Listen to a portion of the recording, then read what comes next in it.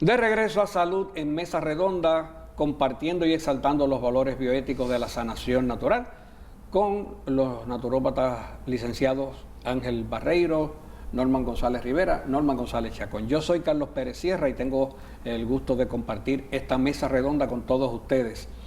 Varios estudios revelan un aumento de cáncer del pulmón entre personas no fumadoras. Y quiero hacer un comentario sobre lo que se reporta la noticia que está en la lámina 3, precisamente, que antes aludida. A medida que la tasa de los fumadores se reduce, continuamos viendo un mayor número de pacientes que no han fumado nunca en la vida, a los que se les diagnostica cáncer del pulmón. Pero lo que me interesa es lo próximo que de esa redacción. El cáncer del pulmón que afecta a los no fumadores parece ser una enfermedad distinta, dijo Recamp, que es la persona que estaba hablando. Sabemos que el cáncer del pulmón de las personas no fumadoras es una entidad distinta y que a menudo se presenta con unos cambios genéticos específicos que hacen que el tumor crezca, explicó. Me preocupa ese tipo de razonamiento, doctor González, bueno, porque por ejemplo, se está diciendo entonces que si el cáncer del pulmón que afecta a los no fumadores pues, tiene que ser una entidad distinta a la del cigarrillo. Bueno, puede haber causas distintas, pero si es cáncer y produce cáncer, pues sigue siendo cáncer. Sin embargo, ese tipo de razonamiento no lo veo ávido, por ejemplo, cuando se habla o se sospecha, en el caso de las vacunas, de el efecto de la vacuna en esta enfermedad de autismo, que hubo una gran polémica al decirse que al eliminarse el timerosal, que estaba en unas vacunas, que siguió habiendo una incidencia de autismo. Bueno, eso no santifica entonces el timerosal, o puede haber más de una causa para una condición, es a eso a lo que me refiero. Claro. Porque si produjo cáncer del pulmón entre fumadores y se da el cáncer del pulmón entre no fumadores, eso no significa necesariamente que el cigarrillo no cause cáncer. Sin embargo, entonces aquí pues se habla de que son enfermedades distintas y como que no lo vi en la cuestión de razonamiento de la vacuna. Ese era el comentario que quería compartir con ustedes. Lo que pasa, fíjate, déjame entrar aquí un momentito, porque lo que pasa es lo siguiente, fíjate, cuando había un número de la población más grande fumando, pues se pensaba que todos los que le daba cáncer era porque fumaban, pero al ir disminuyendo el consumo de cigarrillo, específicamente. Exacto, al ir disminuyendo el consumo de cigarrillo, ahora se puede ver que también la gente está sufriendo de cáncer de pulmón por razones que no son el cigarrillo. Correcto. ¿Ves? Que antes se le achacaba todo eso al cigarrillo cuando habían más cantidad de personas Lo fumando. mismo que pasa con el cáncer de hígado, por ejemplo, que se le achacaba el cáncer de hígado a la bebida, y entonces hay gente, cada día hay más gente pues, sufriendo de cáncer de hepático que no han tomado nunca en su vida alcohol. Sí, entonces, pero están tomando medicamentos, claro, están comiendo grasa. Hay que ver cómo eso se conjuga. Sí, es como el ejemplo proverbial de que si hay un pillo en la comunidad y están habiendo muchos robos, pues se le achaca a ese pillo. Pero ¿qué pasa si aparece otro pillo y entonces detienen o metieron ese preso y entonces se siguen desapareciendo cosas en el barrio? Pues quiere decir que hay más de un pillo. Que había más de un pillo no significa que el otro necesariamente dejó de ser pillo. Pero mira, hay un factor alimentario, y ahorita el doctor trajo a consideración la situación de la dieta alta en proteína. Cuando la dieta es alta en proteína, se generan unos niveles más altos de acidez en la sangre y en los tejidos del cuerpo. Automáticamente esa persona va a estar desechando más cantidades del anhídrido carbónico. Obviamente, al eliminar más CO2, esas células y esos alveolos del corazón también van a tener menos, ¿qué yo dije? Del pulmón. Al haber más contacto con ese CO2 que se genera por una dieta alta en proteína, pues esos alveolos van a estar menos capacitados para recibir el oxígeno que necesitan para su propia sobrevivencia. ¿Ves? O sea que que fíjate que una dieta alta en proteína también genera más mucosidad. El cuerpo desarrolla mucosidad ante la reacción inflamatoria que se genera por los residuos de proteínas no digeridas correctamente. A esto le añadimos que esa mucosidad ahora va a atrapar más cantidades de los contaminantes ambientales que antes el cuerpo tenía una mejor capacidad para eliminar. O sea, fíjate, una dieta alta en proteínas genera acidez.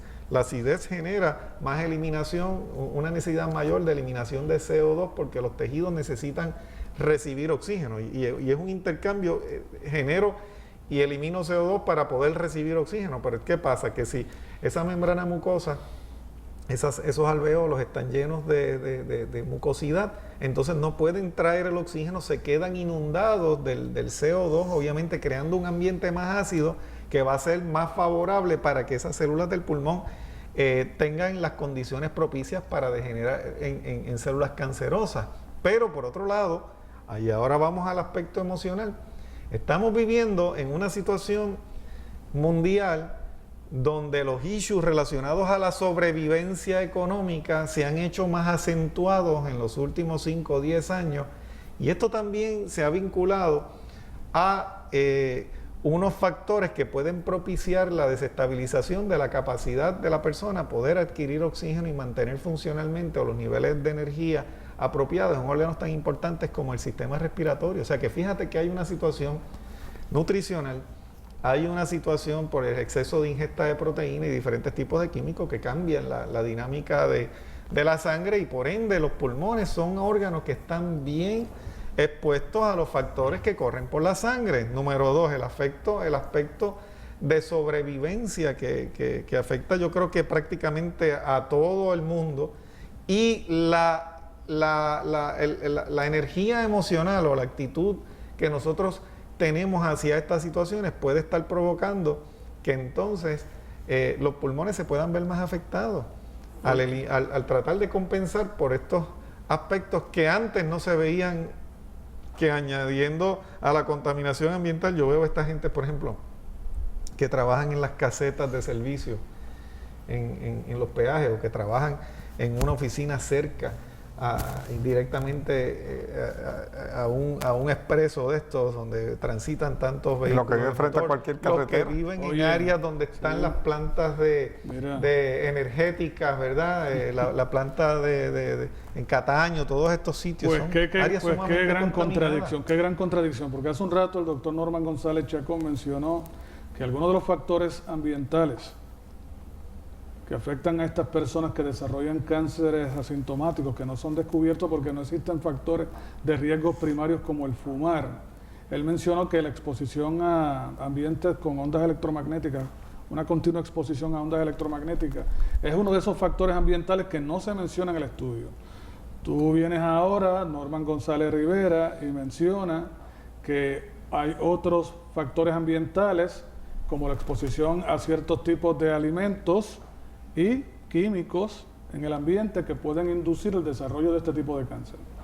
Sin embargo, me preocupa grandemente que en personas asintomáticas a las que se les descubre estos cánceres por otras razones, a veces van por otro tipo de estudio al médico, se toman radiografías y demás, y entonces ahí es que surge que se está desarrollando un cáncer que puede ser considerado agresivo.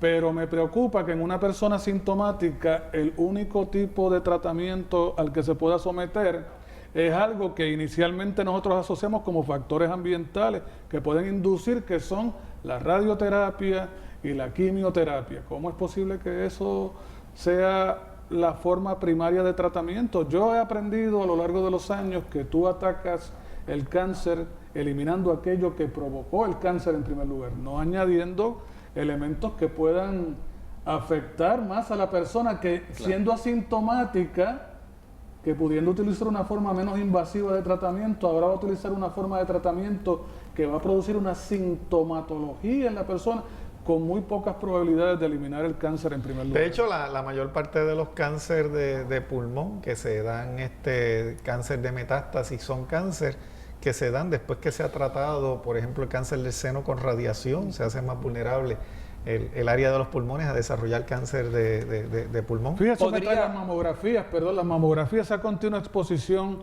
a los análisis de las mamas. En un factor de se riesgo puede para el pulmón convertir también. en un factor de riesgo que no se menciona en el estudio, que no se quiere tocar ni con pinzas, pero que en muchas ocasiones hemos traído a colación. ¿Podría este tipo de razonamiento traernos a un nuevo debate para reivindicar la industria del tabaco, aducir que el tabaco tiene unas propiedades medicinales y que si se utiliza bien? O sea, pregunto si eso es una posibilidad, sobre todo que ahora tenemos un debate adicional con el cannabis, y fíjate cómo los gobiernos entonces se mueven como que a reivindicar